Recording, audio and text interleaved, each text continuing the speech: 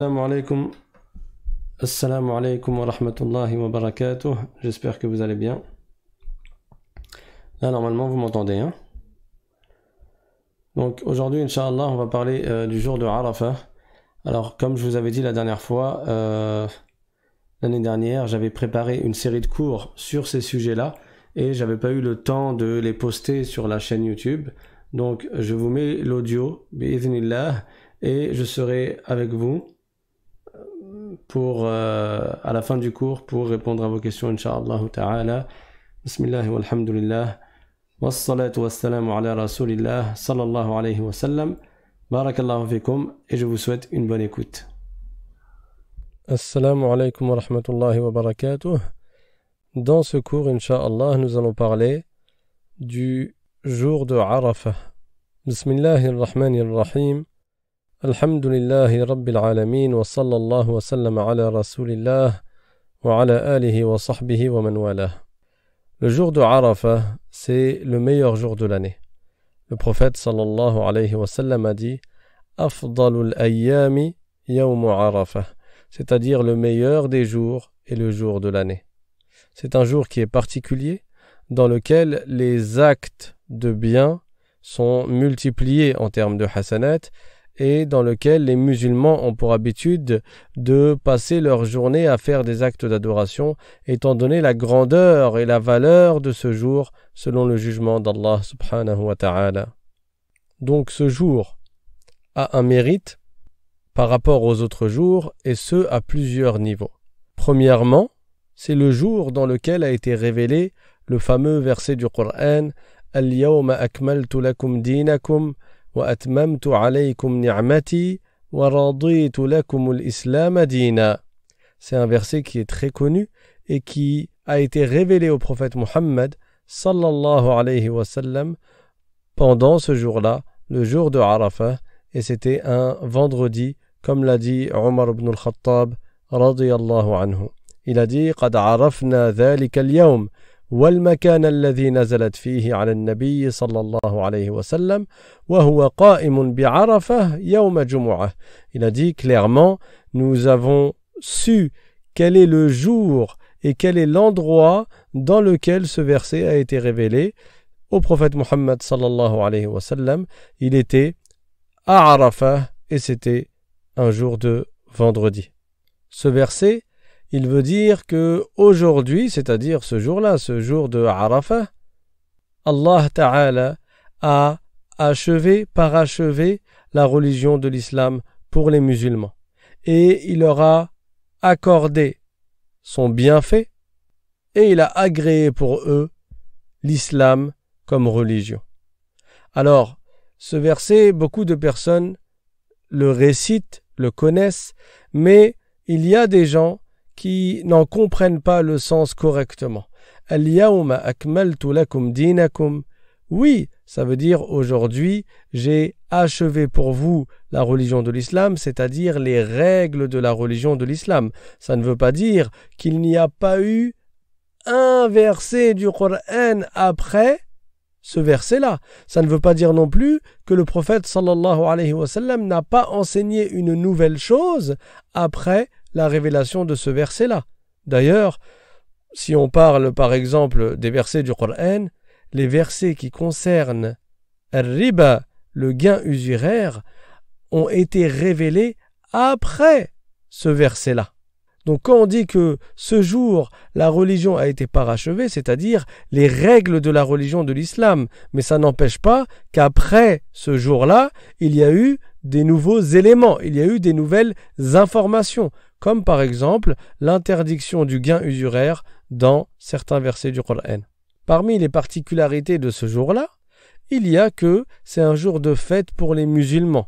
Omar ibn al-Khattab radiyallahu anhu et Abdullah ibn Abbas radiyallahu anhu ont affirmé cela. Ibn Abbas a clairement dit Nazalat fi yawmi aidaini yawmi jumu'ah wa yawmi arafah. C'est-à-dire que le verset dont nous venons de parler a été révélé dans un jour où il y a deux fêtes, la fête du vendredi, parce que le vendredi est un jour de fête chez les musulmans, ainsi que la fête de Arafah, parce que le jour de Arafah est un jour de fête et de joie pour les musulmans.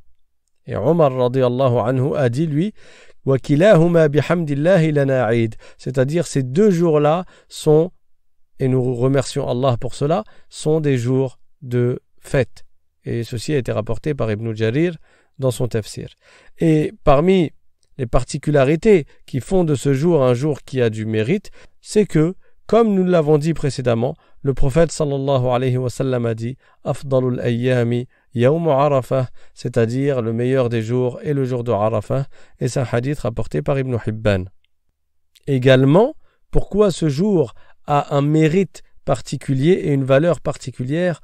Parce que c'est le jour du pardon des péchés. C'est le jour dans lequel il y a le plus de personnes qui sont pardonnées pour leurs péchés.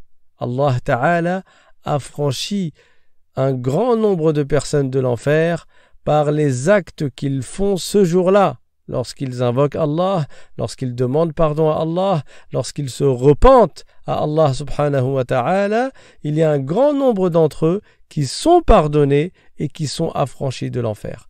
Et ça aussi, on le sait à travers un hadith du prophète sallallahu alayhi wa sallam rapporté par Muslim.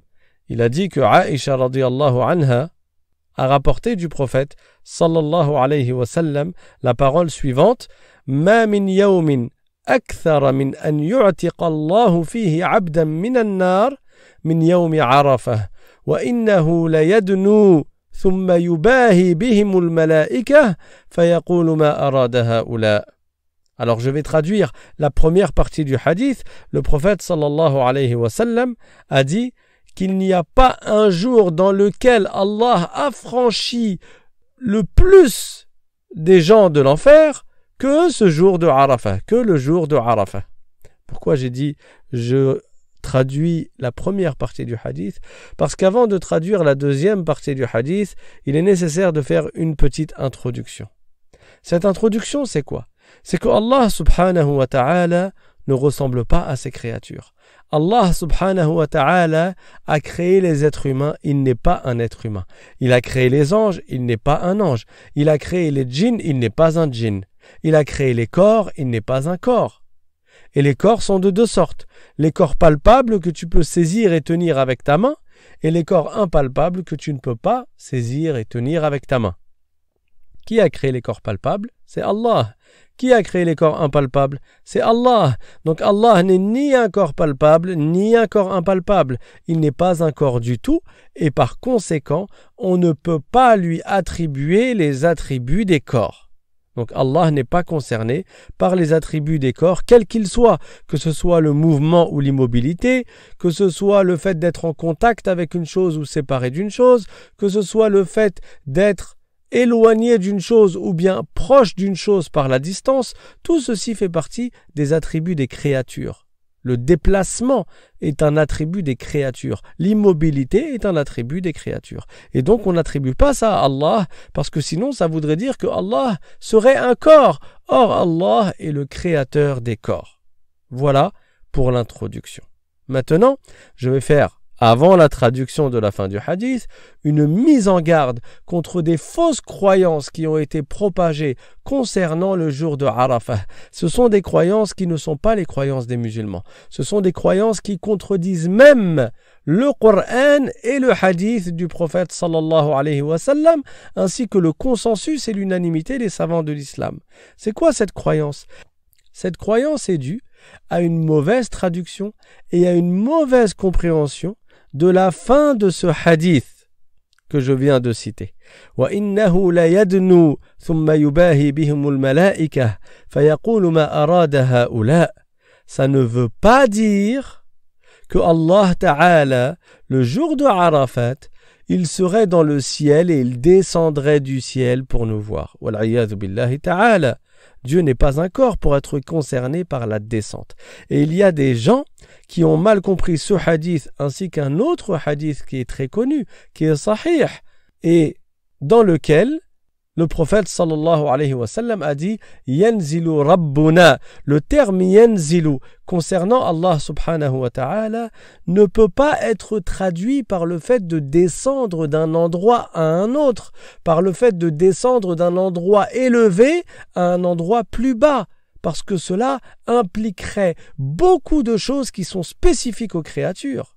Celui qui descend d'un endroit à un autre, il fait un déplacement. Et un déplacement, ça nécessite 3 choses, comme l'ont dit les savants. Premièrement, ça nécessite un endroit duquel on se déplace. Deuxièmement, ça nécessite un endroit vers lequel on se déplace. Et troisièmement, ça nécessite un objet ou un corps qui se déplace. Mais on a dit que Allah n'est pas un corps. Donc si Allah se déplaçait d'un endroit à un autre, cela impliquerait que Allah subhanahu wa ta'ala serait un corps ayant un volume et une quantité qui remplirait un vide, qui remplirait un espace, puis en se déplaçant, qui quitterait cet espace et le laisserait vide pour remplir un nouvel espace. Et tout ceci est spécifique aux créatures. Ça fait partie des attributs des créatures. Et il ne nous est pas permis de faire ressembler Allah à ses créatures en lui attribuant le fait d'être dans un endroit et de se déplacer d'un endroit à un autre. Donc, tous ces gens-là, et certains, parfois, parlent sur YouTube. Il est très important de faire attention à leurs propos et de prendre garde et mettre en garde contre leurs propos. Allah Ta'ala n'est pas un corps qui serait assis sur le trône et qui descendrait le jour de Arafat. Alors eux, ils te disent, Dieu descendrait toutes les nuits dans le dernier tiers de la nuit, au premier ciel, et après il remonterait.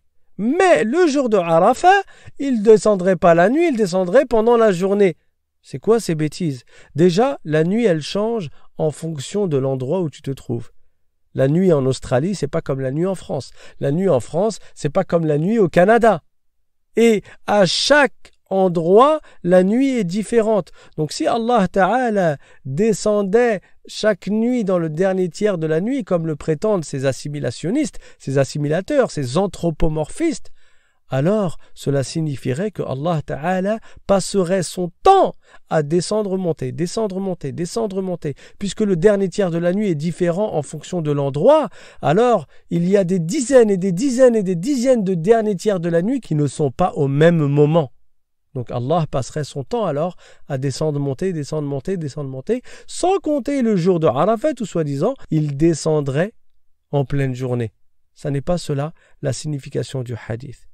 Le hadith de An-Nuzul veut dire que la miséricorde de Allah subhanahu wa ta'ala descend au premier ciel selon les explications de certains savants.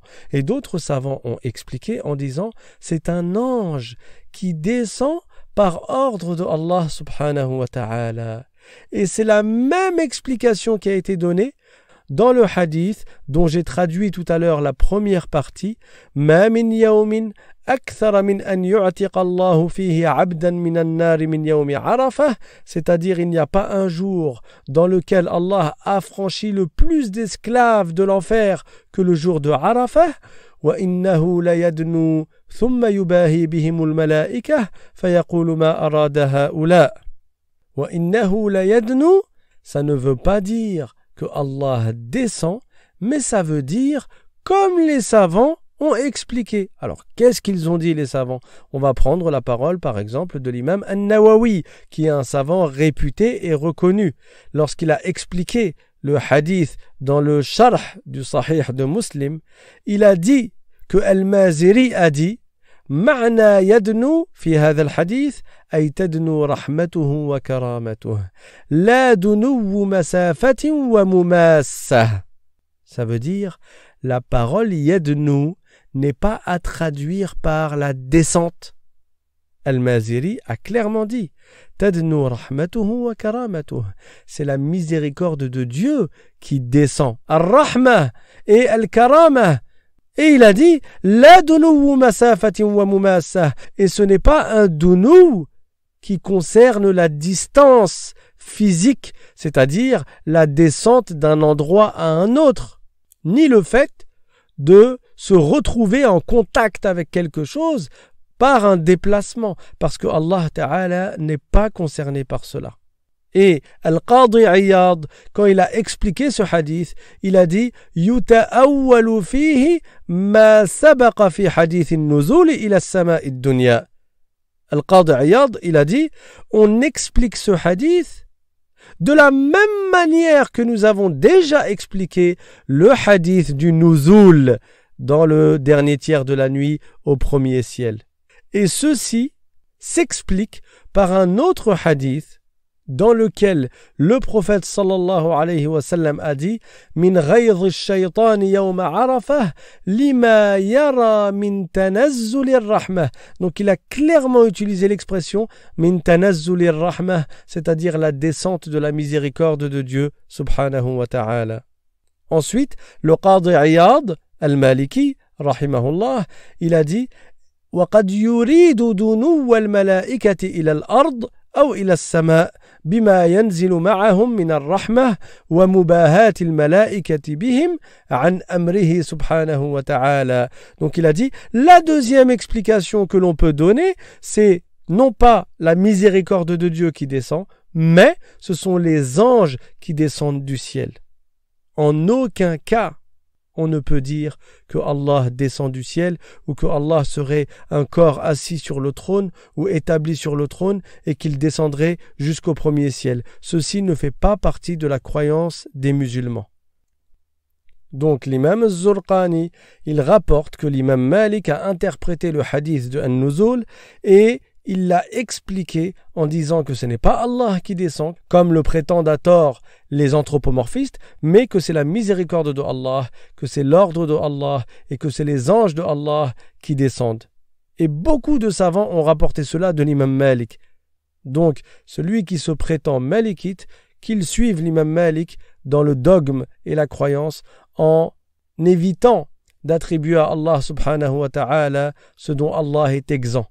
Allah Ta'ala, on n'a pas le droit de dire qu'il descend du ciel, ou qu'il est dans le ciel, ou qu'il est assis sur le trône, ou qu'il est établi sur le trône, parce que Allah Ta'ala, laysa kamithlihi shay', rien n'est tel que lui. Donc, après cet entracte qui est de la plus haute importance, revenons au mérite du jour de Arafah, étant donné que c'est le meilleur jour et que c'est le jour où Allah Ta'ala pardonne le plus à ses esclaves. Alors, comment œuvrer dans ce jour et quoi faire dans ce jour? Premièrement, c'est recommandé de jeûner le jour de Arafah. C'est recommandé pour qui? Pour ceux qui ne font pas le Hajj. Celui qui est au Hajj, il ne jeûne pas le jour de Arafah. Le prophète sallallahu alayhi wa sallam, il a été rapporté par Abu Daoud que Naha an sawmi yawmi Arafah bi Arafah, c'est-à-dire que le prophète a défendu de jeûner le jour de Arafah pour ceux qui sont à Arafah, mais pour ceux qui ne sont pas dans le pèlerinage, ceux qui ne sont pas dans le Hajj, cela il leur est recommandé de jeûner. Également, dans le jour de Arafah, la personne, elle fait attention au maximum à se préserver de tomber dans les péchés. L'imam Ahmad, radiyallahu anhu, rapporte de Ibn Abbas que le prophète sallallahu alayhi wa sallam a dit au sujet de ce jour-là, le jour de Arafah, Inna hadha yawmun man malaka fihi sam'ahu wa basarahu wa lisanahu ghufira lah.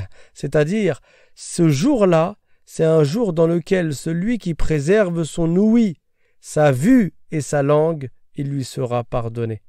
Il les préserve de quoi? Il les préserve de tomber dans les péchés. Il ne tombe pas dans les péchés de la langue, il ne tombe pas dans les péchés des oreilles, il ne tombe pas dans les péchés des yeux, c'est-à-dire qu'il fait attention à ce que ses organes ne commettent pas de péché.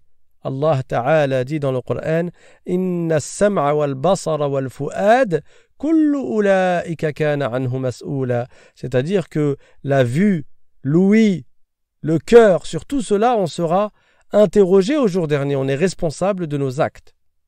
Également, pendant le jour de Arafah, il est fortement recommandé de faire beaucoup de dhikr et particulièrement de dire la parole La ilaha illallah. Parce que le prophète sallallahu alayhi wa sallam a dit Afdalu du'a'i du'a'u yawmi Arafah wa afdalu ma qultu ana wa nabiyyuna min qabli La ilaha illallah wahdahu la sharika lah. C'est-à-dire, les meilleurs du'a sont les du'a du jour de Arafah. Dua, c'est-à-dire invocation. Et la meilleure parole que j'ai dite moi, ainsi que les prophètes qui m'ont précédé, c'est La ilaha illallah wahdahu la sharika lah, c'est-à-dire il n'y a pas d'autre Dieu que Allah, il est unique et il n'a pas d'associé. Donc, la personne, elle fait beaucoup d'invocations, elle fait beaucoup de dhikr, elle dit beaucoup la parole La ilaha illallah, entre autres, et elle dit beaucoup le dua suivant. Allahumma a'tiq raqabati minan nar wa awsi' li minar rizqil halal wasrif anni fasaqat al-jinn wal ins. C'est-à-dire, ô Allah, affranchis-moi du feu de l'enfer, c'est-à-dire préserve-moi du feu de l'enfer, accorde-moi une subsistance large et halal et éloigne de moi les grands pécheurs parmi les djinns et les êtres humains. Donc la personne fait beaucoup de dua, elle jeûne si elle n'est pas dans le pèlerinage, elle fait beaucoup de dhikr, c'est-à-dire d'évocation, et elle se préserve au maximum des péchés quels qu'ils soient. Les péchés de l'oreille, les péchés des yeux, les péchés de la langue, elle ne tombe pas dans la médisance, les péchés du cœur, elle ne tombe pas dans l'irtiyal, l'orgueil. Allah Ta'ala dit dans le Coran Wallahu la yuhibbu kulla mukhtalin fakhur. Donc que la personne fasse preuve d'humilité, de modestie et qu'elle œuvre pour que Allah Ta'ala lui pardonne et qu'elle n'oublie pas de jeûner ce jour-là, puisque le prophète sallallahu alayhi wa sallam a dit Siyamu yawmi Arafah inni ahtasibu ala Allah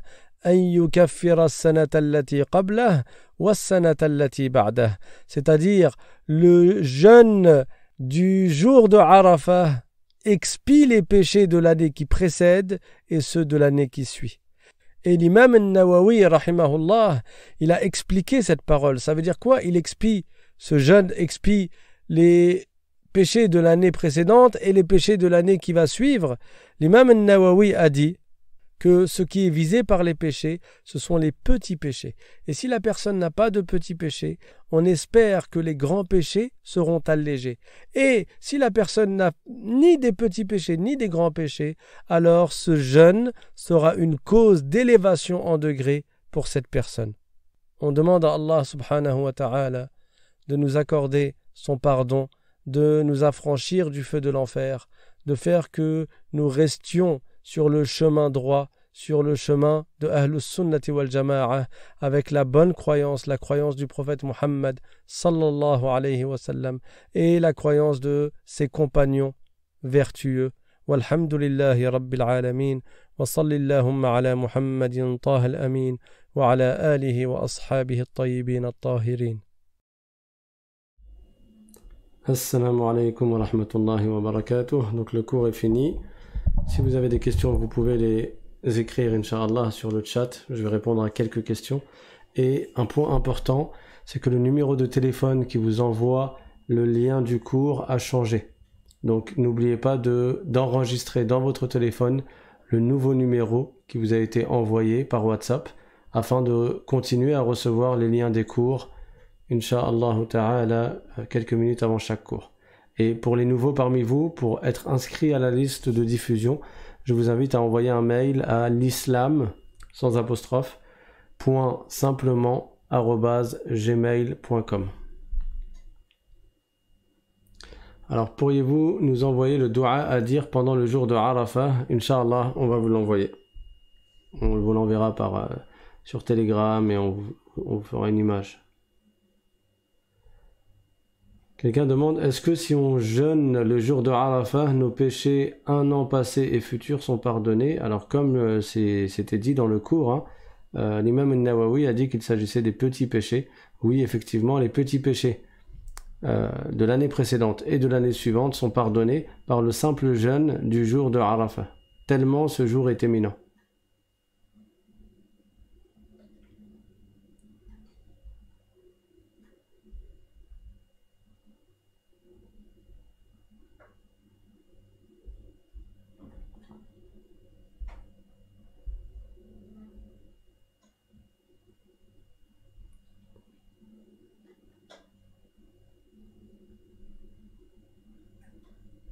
Alors, pour la femme qui demande pour l'épilation des sourcils, on a dit dans le cours précédent que c'est interdit de s'épiler les sourcils. Alors, la question est si le mari est d'accord. Alors, certains savants ont dit que avec l'accord de son mari, elle peut. Mais ce n'est pas dans l'absolu non plus.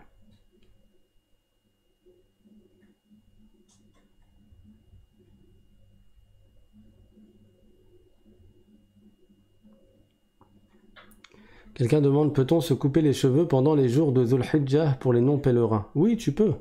C'est interdit pour le pèlerin qui est en période de ihram. Il y a des choses qui ne sont pas permises pour lui. Mais celui qui n'est pas au pèlerinage, il a le droit. Maintenant, s'il a l'intention d'égorger un mouton ou ce qui est de cet ordre le jour de l'Aïd, alors c'est recommandé pour lui de ne pas se couper les cheveux et de ne pas se couper les ongles jusqu'au jour où il va égorger.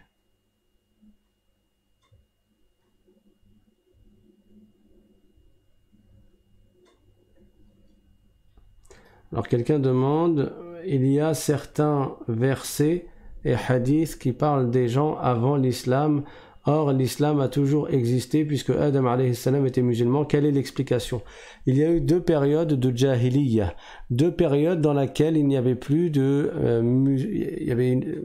musulmans sur terre parmi les hommes, d'une manière globale et générale. La première période, al-jahiliyatul oula, c'était avant l'arrivée du prophète Nuh alayhi salam, après la mort du prophète Idris alayhi salam, qui était le troisième prophète, et avant l'arrivée du prophète Nuh, qui était le quatrième prophète. Il y a eu la première période de la Jahiliya où il n'y avait pas un seul homme musulman sur terre. Et la deuxième période de Jahiliya, c'était juste avant l'avènement de la mission du prophète Muhammad sallallahu alayhi wa sallam, avant que le prophète ne commence à appeler à l'islam. Et quand d'ailleurs le prophète a commencé à appeler à l'islam, c'était le seul musulman sur terre parmi les êtres humains. Pourquoi je dis parmi les êtres humains? Parce qu'il y avait encore des djinns qui étaient vivants, qui étaient musulmans, et qui avaient suivi le prophète Jésus alayhi salam. Un jour, il y a un homme qui s'appelle Qais ibn Ja'd al-Muradi. Il était en voyage, il voyageait du Yémen jusqu'à la Mecque, et il n'était pas tout seul, il était avec d'autres personnes. Et quand ils ont fait une halte, ils se sont arrêtés pour se reposer, il a entendu une voix et il ne voyait pas d'où ça sortait, d'où sortait cette voix. C'était la voix d'un djinn. Ils étaient à la campagne. Et cette voix, elle a dit des vers de poésie. Ce djinn, qu'est-ce qu'il lui a dit? Il a dit, Ya ayyuhar rakbul mu'arrisu ballighu idha ma wasaltum lil hatimi wa zamzama محمدا المبعوث منا تحية تشيعه من حيث سار ويمما وقولوا له إنا لدينك شيعة بذلك أوصانا المسيح ابن مريم. C'est-à-dire, ô vous qui êtes en voyage et qui faites une halte, allez transmettre de notre part aux messagers de Dieu, lorsque vous arriverez à côté de la source de Zamzam, allez transmettre à Muhammad l'envoyé de notre part une salutation et dites-lui que nous sommes ses suiveurs, qu'on le suit et ce où qu'il aille. Et c'est ceci ce que nous a conseillé de faire et ce que nous a recommandé de faire Al-Masih, le fils de Maryam, c'est-à-dire le prophète Jésus alayhi salam. Ceci est une preuve que à l'époque du prophète sallallahu alayhi wa sallam, il y avait encore des djinns qui étaient vivants. Les djinns vivent plus longtemps que nous et qui étaient musulmans depuis l'époque du prophète Jésus, du prophète Isa alayhi salam. Mais avant que le prophète Muhammad sallallahu alayhi wa sallam n'appelle à l'islam, il était le seul homme musulman sur terre. Et il y a eu une période donc avant l'avènement de sa mission de prophète qu'on appelle al-jahiliyatu al-thaniya, la deuxième période où les gens n'étaient pas musulmans. Et c'est de ça qu'il s'agit quand parfois on entend avant l'islam, c'est-à-dire avant le renouvellement de l'appel à l'islam par le prophète Muhammad sallallahu alayhi wa sallam.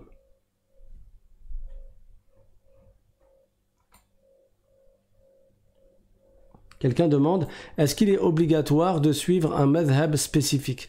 Non, pour nous qui sommes des muqallidoun, nous n'avons pas atteint le degré de l'ijtihad, nous ne sommes pas des savants mujtahid, alors il nous est possible de suivre n'importe quel madhab tant qu'il est valable. Donc tu peux suivre le madhab shafi'ite, le madhab malikite, hanbalite ou hanafite, et tu n'es pas obligé de te cantonner à un seul madhab sans jamais changer. Tu as le droit de changer si tu veux.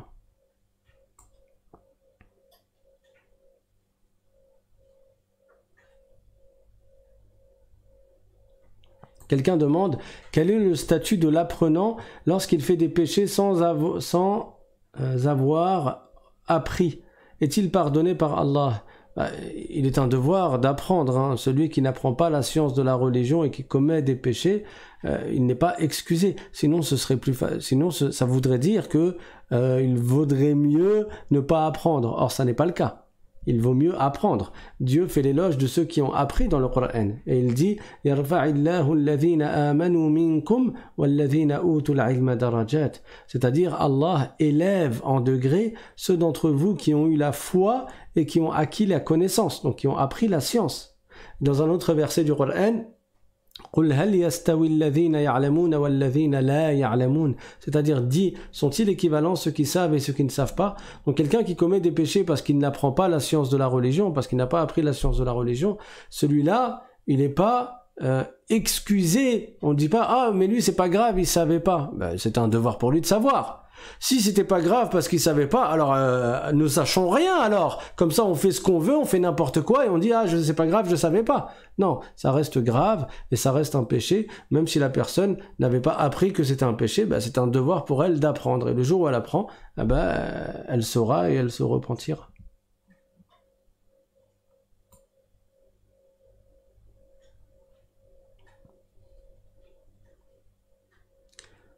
Alors, il y a Datko qui a dit « J'ai envoyé un mail pour m'inscrire, mais je n'ai pas reçu de réponse. Tu l'as envoyé quand ton mail ?» Juste là, les 2 derniers jours, on n'a pas donné suite parce qu'il y avait la transition vers le nouveau numéro de téléphone. Donc, tu vas sûrement avoir une réponse. Et si c'était avant, peut-être que tu as mis un apostrophe. Le mail ne possède pas d'apostrophe. Sinon, renvoie-nous un mail, comme ça on sera sûr, à l'islam.simplement@gmail.com. Alors quelqu'un a dit je ne suis pas sur Telegram, est-ce que tu as Instagram? On enverra aussi le dua sur Instagram et on vous l'enverra sur WhatsApp, Inch'Allah. Quelqu'un demande est-ce que c'est interdit de manger après le rapport sexuel sans avoir fait la grande ablution? Non, ce n'est pas interdit. Tu as le droit de manger même si tu n'as pas fait la grande ablution. Quelqu'un demande le jour de Arafah, les duas sont-ils exaucés? Bien sûr, bien entendu, comment ils disent, toutes choses égales par ailleurs.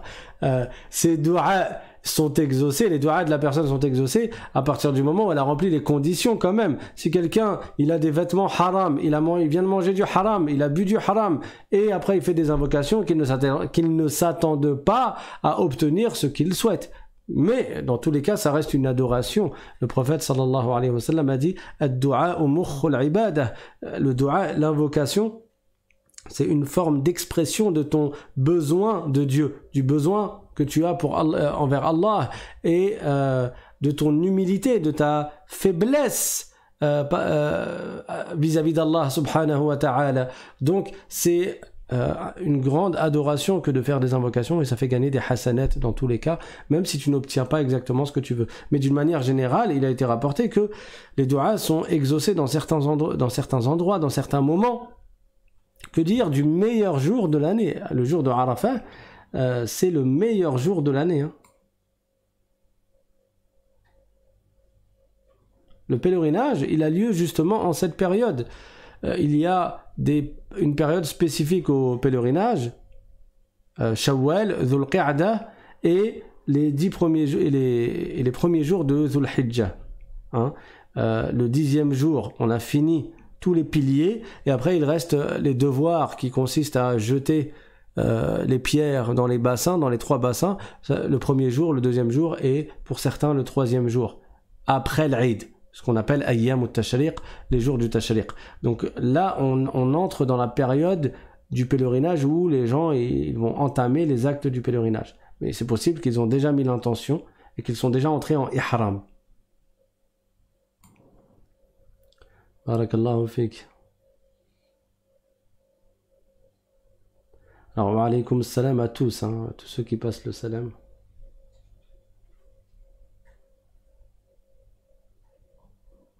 Y a-t-il une récompense spéciale pour celui qui meurt pendant le jour de Arafah? Alors c'est sûr que c'est un jour béni. Maintenant, moi, je n'ai pas entendu, je n'ai pas de réponse à te donner là-dessus. Allahu a'lam.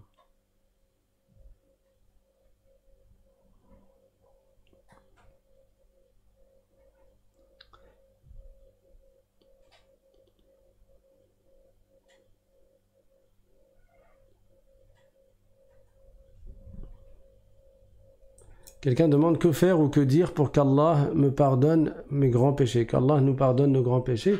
Il faut faire le repentir. Je t'invite à écouter le cours qu'on a donné, que j'ai posté il y a 2-3 jours, qui s'intitule Le repentir. Dans la série de Dhul Hijjah, dans la playlist Dhul Hijjah, il y a un cours sur le repentir. Donc en résumé, tu dois arrêter de commettre le péché, avoir l'intention ferme de ne plus jamais récidiver et le pilier principal, regretter d'avoir commis le péché. Et si le péché c'était une injustice à l'égard de quelqu'un, tu vas réparer l'injustice en lui demandant pardon ou en lui rendant ce que tu lui as appris. Et si c'était un devoir qui a été délaissé, alors tu rattrapes cette obligation. Par exemple, c'est un jour de jeûne que tu as délaissé sans excuse, tu vas le rattraper. C'est une prière que tu as délaissée sans excuse, tu vas la rattraper.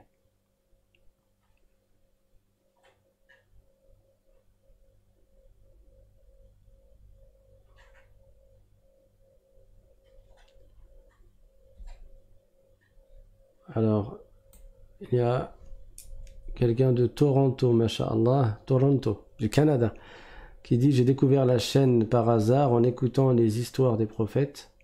Alhamdulillah, bienvenue à toi et n'hésite pas à propager le lien de cette chaîne et les liens de ces cours pour que le plus de monde possible puisse en profiter. Alhamdulillah. »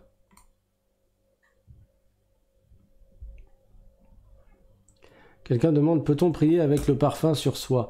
Ça dépend, c'est quel parfum. Si c'est du parfum sans alcool, oui, tu peux prier. Si c'est du parfum avec alcool, l'alcool étant impur, dans le madhab shafi'ite, il n'est pas valable de prier avec une impureté sur ton corps, ni sur tes vêtements, ni sur le lieu, sur ce que tu portes, ou sur le lieu où tu poses tes membres au sol.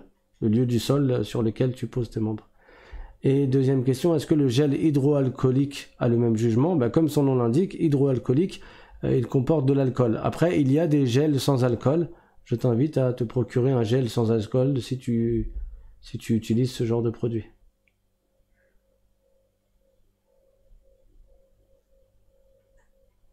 Est-ce que tu as une invocation à nous donner pour obtenir le bon comportement?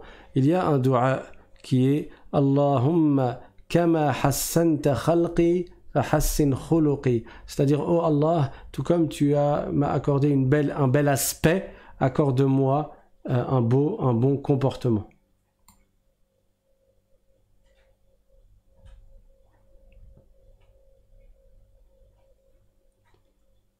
Pouvons-nous demander le pardon pour nos parents le jour de Arafah? Bien sûr, bien sûr. Ça fait partie des personnes prioritaires pour qui tu fais des doigts. Et pas que le jour de Arafah, tous les jours tu fais des doigts pour tes parents.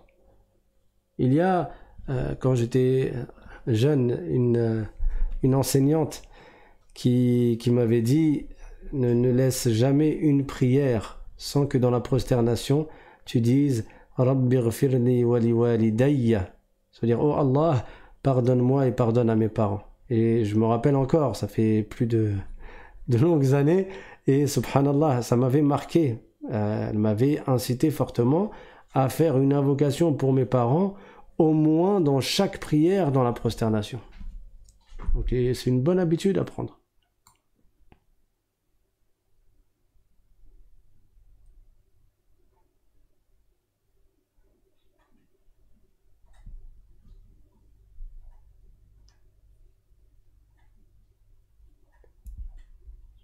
Alors, une personne qui a ses menstrues, une femme qui a ses menstrues ne peut pas jeûner ni des jours obligatoires, ni des jours surérogatoires. Le jeûne n'est pas valable et n'est pas permis pour la femme qui a ses menstrues.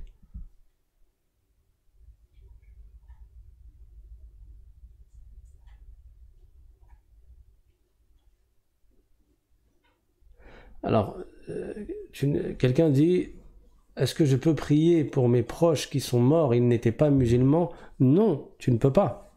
Parce que Dieu dit dans le Coran, إن الذين كفروا وظلموا لم يكن الله ليغفر لهم ولا ليهديهم طريقا إلا طريق جهنم خالدين فيها أبدا. C'est-à-dire ceux qui ont mécru et qui ont fait des injustices, donc ils ont mécru et ils sont morts sur cela, Allah Ta'ala ne leur pardonnera pas et ne leur donnera aucune voie, aucun chemin, si ce n'est le chemin de l'enfer dans lequel ils resteront éternellement. Donc, à partir du moment où Dieu nous a appris dans le Coran que celui qui meurt sur autre que l'islam ira éternellement en enfer, il n'aura pas de miséricorde dans l'au-delà, on ne peut pas demander à Dieu de contredire ce qu'il y a dans le Coran en leur faisant miséricorde, parce que ça revient à dire qu'on ne croit pas au Coran ou bien que le Coran c'est du grand n'importe quoi, n'est-ce pas? Dans un autre verset du Coran, Allah Ta'ala dit Inna Allah la yaghfiru an yushraka bih wa yaghfiru ma duna dhalika liman yasha. C'est-à-dire, Allah ne pardonne pas qu'on lui attribue des associés, c'est-à-dire pour celui qui meurt avec ce péché-là, Dieu ne lui pardonne pas, mais il pardonne ce qui est en deçà à qui il veut. Les autres péchés qui sont inférieurs au shirk, qui sont inférieurs à la mécréance, Allah pardonne à qui il veut. Mais la mécréance, le shirk, Allah ne le pardonne pas pour celui qui meurt en étant chargé. À partir de là, notre croyance étant celle du Coran, ce qu'il y a dans le Coran, on n'a pas le droit de contredire le Coran. C'est de la mécréance de contredire le Coran, comme l'a dit l'imam An-Nasafi. Il a dit Raddun nusus kufrun, c'est-à-dire démentir le Coran ou la parole du prophète, c'est de la mécréance. Ça revient à ne pas se soumettre, ça revient à ne pas croire en l'islam. Donc si Dieu nous informe dans le Coran qu'après la mort, quelqu'un qui meurt non musulman, il ne lui sera accordé aucune miséricorde ni aucun pardon, et qu'il aura le châtiment pour l'éternité, on ne peut pas dire « Oh mon Seigneur, pardonne-leur et accorde-leur le paradis et préserve-leur du châtiment », sachant que dans le Coran, il est écrit le contraire. Sinon, ça revient à contredire le Coran. Et contredire le Coran est de la mécréance.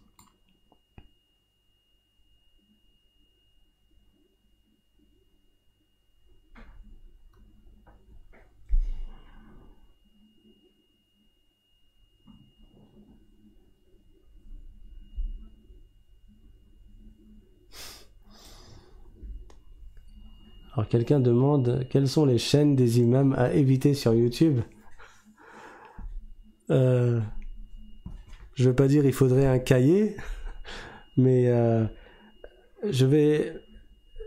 Comment te dire ça?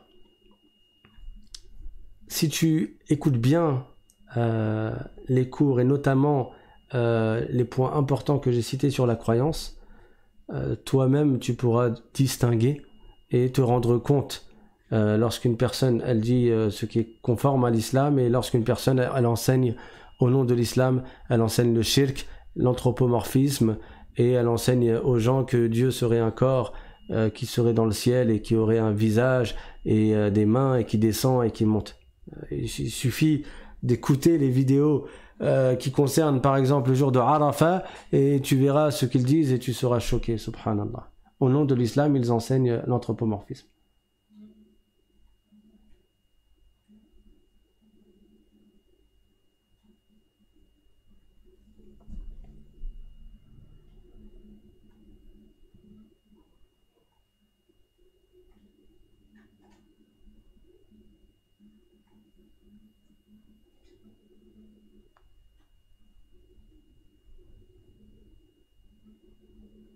Quelqu'un demande les petits péchés par exemple. Alors déjà, sachez que tous les péchés sont graves.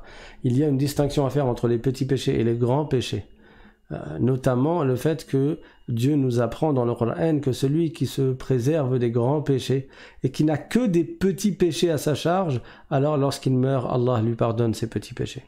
D'accord? Donc il y a une différence entre petits péchés et grands péchés. Mais tous les péchés sont graves parce que ça reste des désobéissances à l'égard de notre Seigneur. Donc exemple de petits péchés, c'est comme une personne...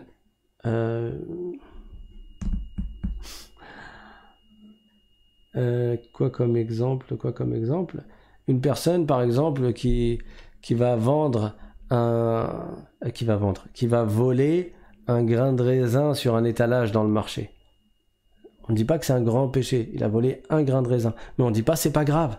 Parce qu'il n'a pas le droit de voler. C'est haram de voler dans tous les cas. Que ce soit dans le cas où c'est un petit péché ou un grand péché, c'est haram quand même. C'est un péché. Et donc c'est grave parce que ça consiste à désobéir à Allah. Et en plus là pour le coup c'est un petit péché qui montre une bassesse de caractère. Le fait de voler un grain de raisin. Ou également le fait qu'un homme et une femme se touchent peau contre peau alors qu'ils ne sont pas mariés, ils ne sont pas licites l'un à l'autre et ils ne sont pas des proches parents inépousables à jamais, ils ne sont pas mahram. C'est un petit péché qui entraîne vers le grand péché qui est la fornication.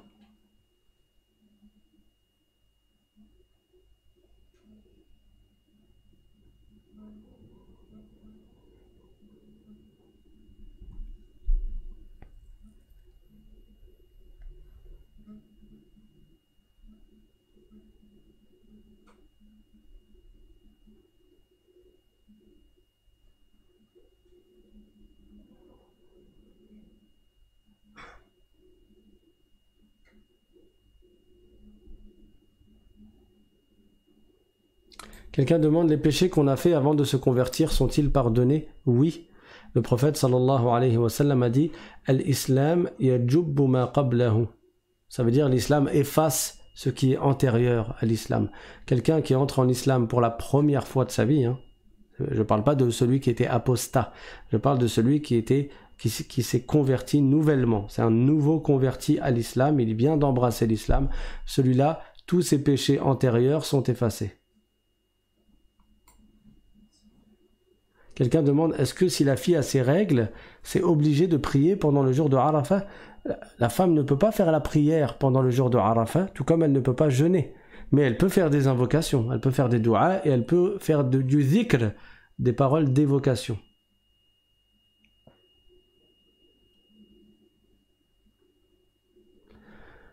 Alors, pour celui qui demande quand tu fais la prière à la maison, oui, c'est recommandé de faire le azan et la iqama.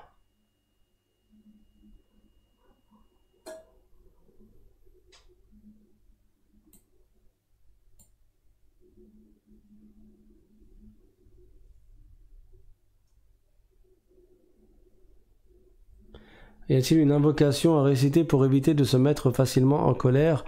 Récite la parole La hawla wa la quwwata illa billah des centaines de fois par jour.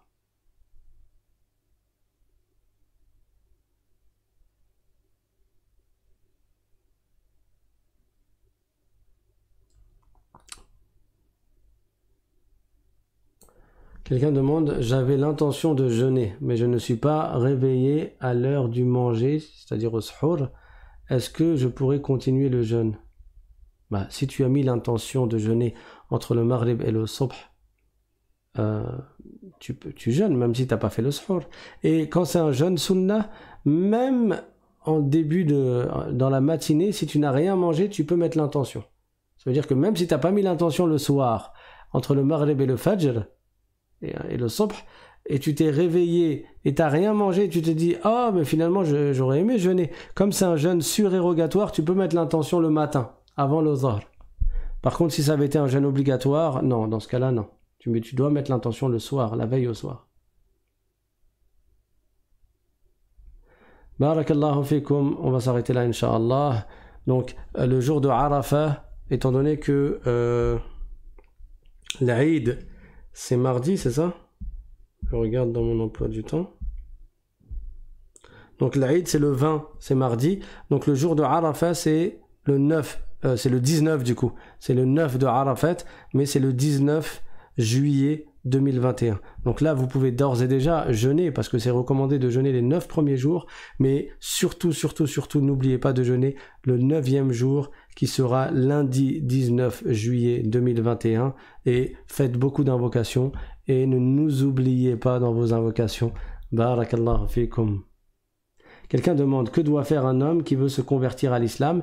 Il doit réciter les 2 témoignages. Je témoigne qu'il n'y a pas d'autre Dieu que Dieu, et je témoigne que Muhammad est le messager de Dieu, tout en ayant la bonne croyance, la croyance que Dieu existe, qu'il est unique, qu'il ne ressemble pas à ses créatures, qu'il n'a pas de fils, que c'est pas un bonhomme dans le ciel, qu'on peut pas l'imaginer, que tous les prophètes sont musulmans, que tous les prophètes ont appelé à la même religion qui est la soumission à Dieu et d'adorer Dieu uniquement et de ne rien lui associer.